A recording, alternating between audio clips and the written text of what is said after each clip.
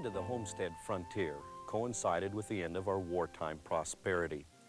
World War I hadn't treated us badly. Demand soared for our products. The government propped up prices, so we made a lot of money. And although we lost men to the war, we felt proud we had done our patriotic duty. Almost overnight, the good years, the war years, turned to dust. Farmers especially were hard hit. A drought began north of the High Line in 1917 and swept through the entire state by 1919. The federal government abruptly withdrew its support of farm prices, and the demand for farm products could not keep up with production. We had hope for a time in the early 1920s when it looked like we might see another homestead boom. Montana is on the eve of a wonderful new prosperity, the Montana Civic Conference declared in 1923. Industry and business are rapidly improving. The production of new wealth upon the farm and upon the range is the greatest in history. A bitter irony fills those words. Between 1919 and 1920, Montana's credit system had collapsed. By 1924, the crisis was over, but over half of the banks in the state had shut down. Drought devastated our farms. While most of the country rode on a wave of affluence, Montana boasted the highest number of bankruptcies in the nation. We saw almost 4,000 bankruptcies in the first 40 years of this century. 3/4 of them occurred in the 1920s. 1 out of every 4 bankrupt farmers in that decade lived in Montana. The agricultural disaster sweeping the state prompted many to start working on solutions to the difficult problems. Teton County Extension Agent Robert Clarkson, for example, began regular meetings with a group of 20 farmers in 1923. They discussed the situation and soon decided that every acre of Teton County needed analysis to determine its true potential. Eventually, one man did just that. Leonard F. Gessiker took soil samples every 2 miles in the county to accurately classify the soil. As a result, a more accurate and fair land classification and tax assessment program developed. Gessiker was just one of many researchers from the Agricultural Experiment Station and Montana State University who tried to design an agriculture unique to Montana during the 20s. Led by M.L. Wilson, the group began an ambitious study called the Fairway Farms Project. Well, the Fairway Farms Project was fundamentally important to the entire northern Great Plains. It was a project that was conducted throughout the 1920s, and you'll note that comes right after the failure of the Homestead era and periods of drought and severe distress among farmers. Essentially what the Fairway Farms was trying to do, and this was a series of several different farms, all collectively called the Fairway Farms, was to try to get a handle specifically on how could you successfully farm in a dry land area, specifically in Montana, and ultimately growing mainly wheat. They had a number of up and downs. They tried to make the conventional wisdom work. It didn't. They tried to simply be the most exceptionally successful multi-purpose farm in the country. It didn't work. Eventually, they got a handle on how you grow wheat profitably under dryland conditions in Montana. They worked out the various level of inputs. That is, what kind of levels of power did you need? Could you use horses or did you have to have tractors? What levels of land areas did you need? Could you do it on 100 acres or 300 acres or 1,000 acres? They came up with ways of measuring those things, and they also invented, in effect, the idea of farm management. How do you manage those factors efficiently? Other national policies had their roots in Montana as well. One was born south of Miles City, in a narrow strip of land between Mizpah Creek and Pumpkin Creek. During the 1920s, ranchers there faced a difficult problem. The ownership pattern of the range was so complicated, wrote Joseph Kinsey Howard, their financial resources so small that they could not buy or lease the necessary acreage. Besides, public domain was interspersed with private lands, and the government land could not be fenced, which made it impossible to block off a comprehensive area. Again, an agricultural extension agent helped to solve the problem. In June 1926, Custer County agent Paul Lewis arranged a meeting with 4 ranchers and an agricultural agent for the Milwaukee line. Out of that, and later meetings, came the commitment to create a cooperative grazing district, the first in the nation. What the Mazeppa Pumpkin Creek Grazing District did in terms of passage of the law for the Taylor Grazing Act, which applied regulated grazing to all of the public domain. The law, or Mazeppa Pumpkin Creek, was created in 1928 by Act of Congress. It began operating in 1929. By 1931, people began to see that it was working. There was a bad or a serious drought in southeastern Montana. Most ranchers removed their herds by the late summer from the range. The individuals who were operating the Mazeppa Pumpkin Creek Grazing District continued to keep their herds on until just before winter, when they normally took the herds off the range. This caught the attention of national livestock newspapers, and then caught the attention of many individuals in the West, in Oregon and Idaho, Colorado, parts of California, Nevada, Utah. People began to say, you know, this experiment seems to be working. We have an interest in it. In 1932, there was a whole bunch of, or there were a great number of individual bills for similar grazing districts introduced into the Congress. But most of them were deferred in preference of a general grazing bill. By the late 1920s, we had begun to recover from the economic crisis of 1919. Montana began to share in some of the wealth and optimism the rest of the nation enjoyed during the roaring 20s. The copper and timber industries perked up. We had a few good years of rain. Then the stock market crashed, and the droughts, which struck intermittently from 1918 on, returned, this time for a decade. John Wesley Powell, director of the U.S. Geologic Survey in the 1870s, had predicted that drought would be a recurring problem on the Great Plains. Many droughts will occur, he warned. Many seasons in a long series will be fruitless.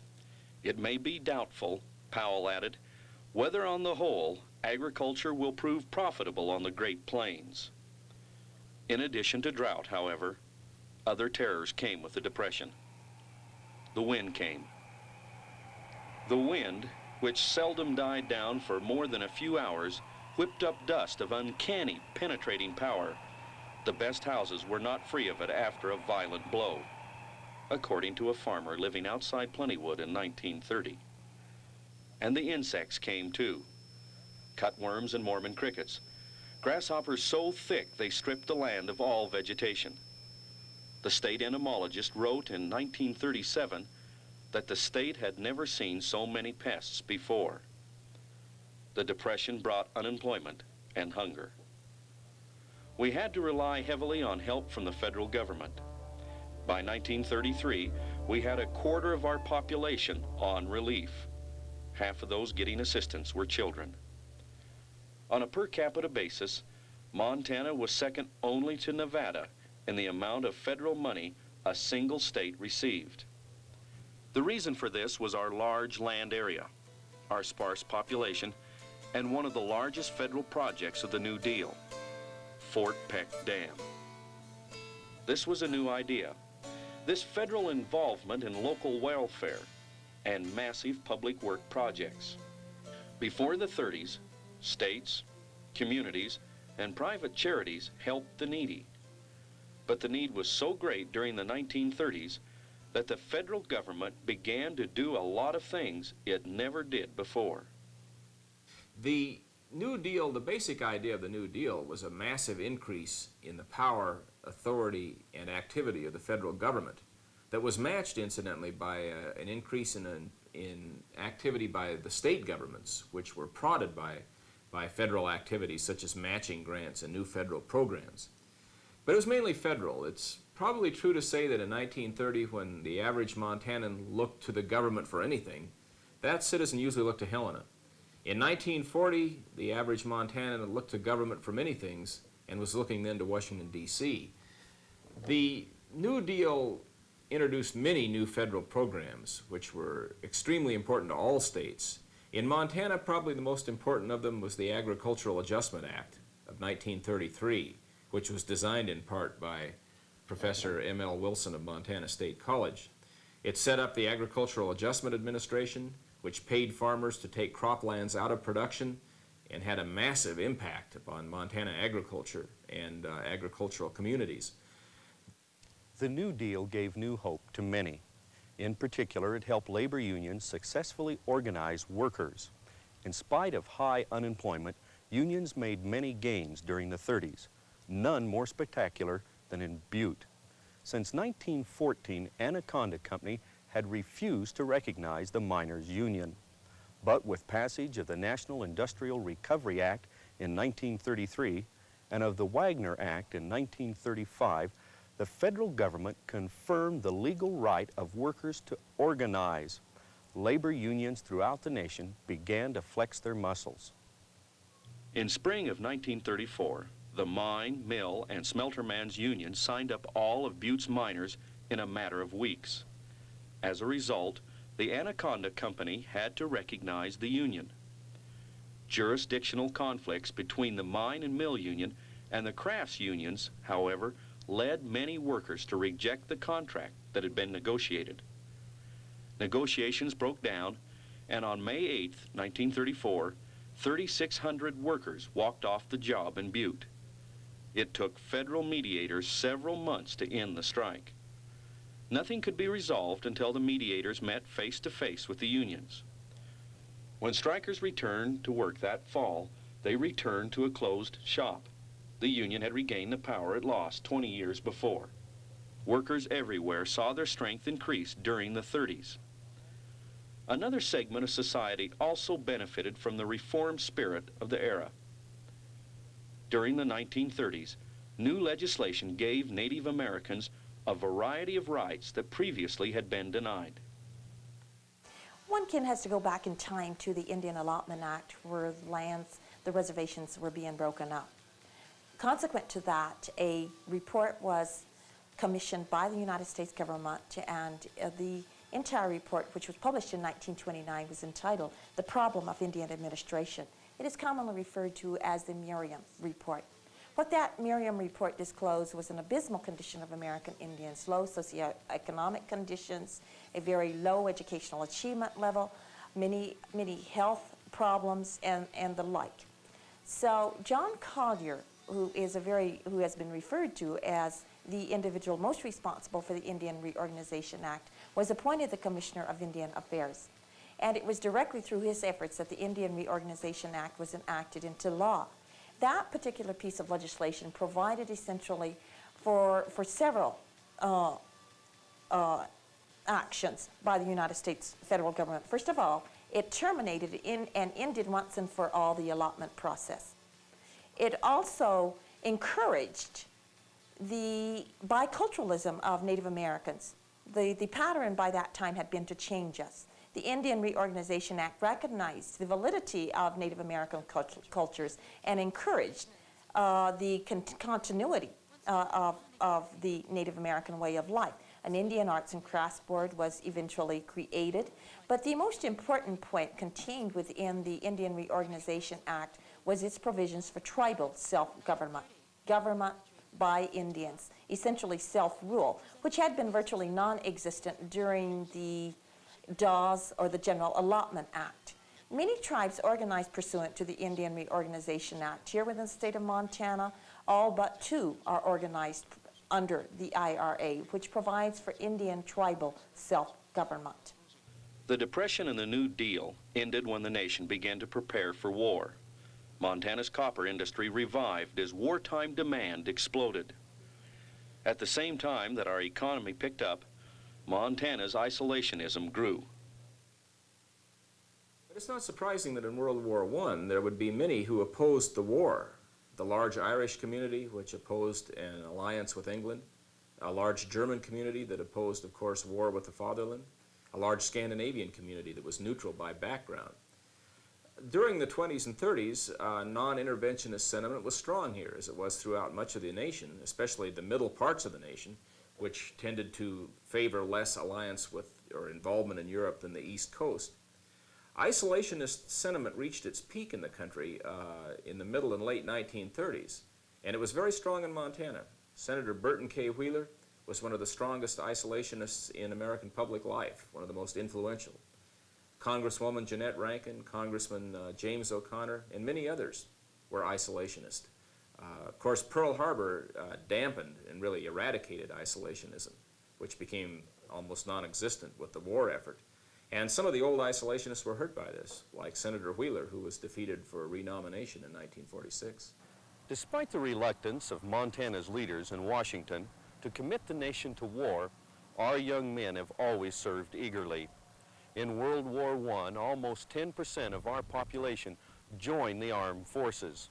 No other state could top that. Again, in the Second World War, Montanans left the state in record numbers.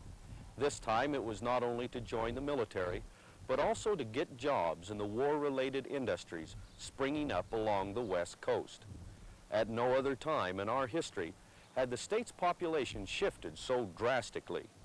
We supported the war efforts in the 1940s in a variety of ways, which included training dog sled teams, although the teams never worked out because they only obeyed their trainers. And we also prepared men to go behind enemy lines in the 1st Joint Military Unit of Canadians and Americans.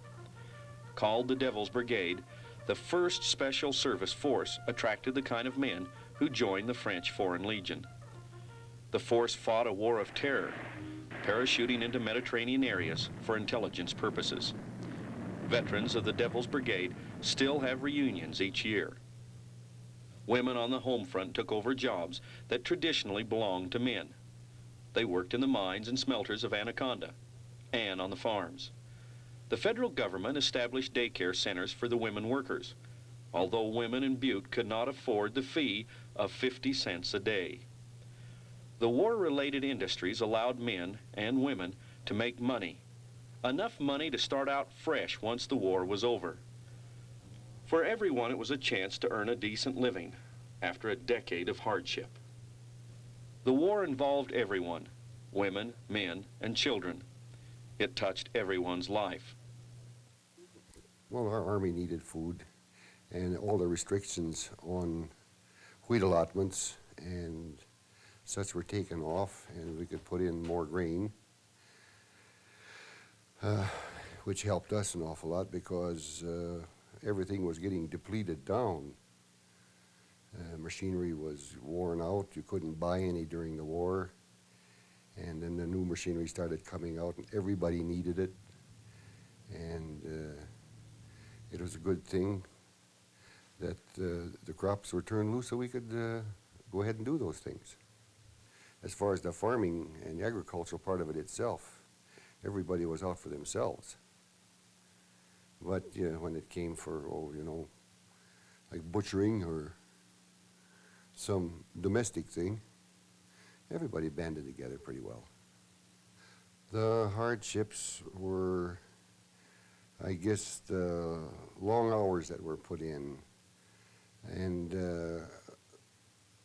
of course, when the war was on, well, there was rationing all through the country, and you got by with what you could get and what you needed. Nothing escaped the war. It changed agriculture and timber. It affected mining. It altered ranching. Sheep ranching, for example, it was never the same after the war. The Second World War was a very important time in the history of Montana agriculture, a very prosperous time. The modern agricultural milieu in Montana was clearly evident by that time. Those farmers who had survived the droughts and depressions of the 1920s and 30s now witnessed a time of high rainfall and high prices, and they prospered. The old marginal homesteads were now becoming a thing of the past. There were fewer small farmers, but the farms that were here, farms and ranches, were now more heavily capitalized, mechanized, specialized. The homestead had given away to the so-called factory in the field, here as elsewhere. The sheep industry of Montana, however, took a decisive downturn during the war. The raising of sheep, unlike the raising of cattle, is labor-intensive with sheep shears, etc. The war, through the draft and through the available high-paying jobs of wartime industry, drew away many of the marginal farm workers and ranch workers from Montana and elsewhere. The result was that the raising of sheep, which was already in decline due to predators, due to the continuing erosion of Mediterranean immigrants who like lamb, and also by the increasing use of synthetic fibers like rayon. For all those reasons, the sheep industry was already in decline, but by drawing away ranch workers, the war had a decisive impact in downturning the sheep industry and turning many ranchers away from sheep and toward cattle ranching. No matter what war it was, it always took our young men to fight. It also took able-bodied workers. In the Second World War, you could make twice as much money on the West Coast as you could in Montana. In fact, the wartime policies of the federal government may well have equaled the impact of the New Deal on Montana by putting military bases in Texas instead of Montana, by awarding defense contracts to companies on the coast. For example, Utah saw an influx of new industry during World War II, while Montana lost population. Our current lack of industrial development stems in part from the 1940s. Now, however, we've been selected to make the ultimate sacrifice in the next war. By order of the President of the United States. By order of the President of the United States. Message follows. Lima, Alpha, Uniform, November, Charlie, Hotel, Sierra, Sierra, India, Lima, Echo, Sierra. Acknowledge now. You receive the message directing the launch of our missiles. I agree.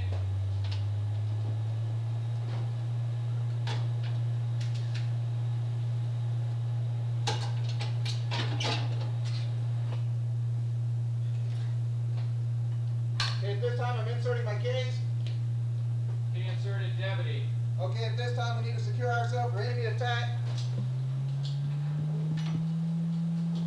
Secured. Preparatory launch command is inserted. Command push button to press. It is to press. Confirmation. Stand by. Quebec, Romeo, Sierra, Tango. Yes, sir. We need confirmation of most recent message from you guys at this time. Romeo confirms. Quebec Castle confirms. Tango confirms. Sierra confirms. Okay, this time you need to process the launch of your missiles. Thank you. On my mark, 3, 2, 1, mark. Code used. Code used. Also verifying that this time other launch control centers have processed the launch command. Missile lane indications.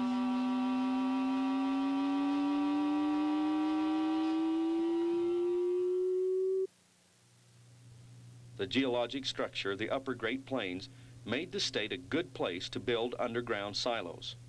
And the early 1960s saw installation of the first Minuteman missiles on our soil. President Kennedy reportedly told Khrushchev during the 1963 Cuban Missile Crisis that he had an ace in the hole. The president was referring to the intercontinental ballistic missiles based in Montana. The nickname, Nation's Ace in the Hole, stuck. President Kennedy used that in a communique with then Premier Khrushchev, the premier of the Soviet Union, in trying to get the Soviet Union to remove their missiles from Cuba. He stated that he had an ace in the hole, which was the 10 Minuteman missiles located here at Malmstrom Air Force Base. The outward appearance of what would happen in a nuclear attack if someone was watching the base of Malmstrom is really not much. We have 98% of our missiles on alert, and we man our capsules 24 hours a day, 365 days a year. This is in direct opposition to either our bomber force or our sea-launched ballistic missile force, which in fact the bombers would be flying, and your sea-launched ballistic missiles would be putting to sea. Actually, Montana, because of its location in the northern tier of the United States, is closer to the Soviet Union. Therefore, it takes less flight time for a Minuteman missile to make that flight and strike a target. The other reason for the Minuteman missiles being located in Montana was the soil and the water tables that allowed a Minuteman missile to be installed or in place in the ground. Nuclear weapons loom very large in our history and in our future. But what is our future? What is our inheritance? The next 3 episodes of Montana, Land and People look into our recent history, our economy after World War II, our culture as Westerners, and contemporary problems, the ones we must solve soon so our children will have a history.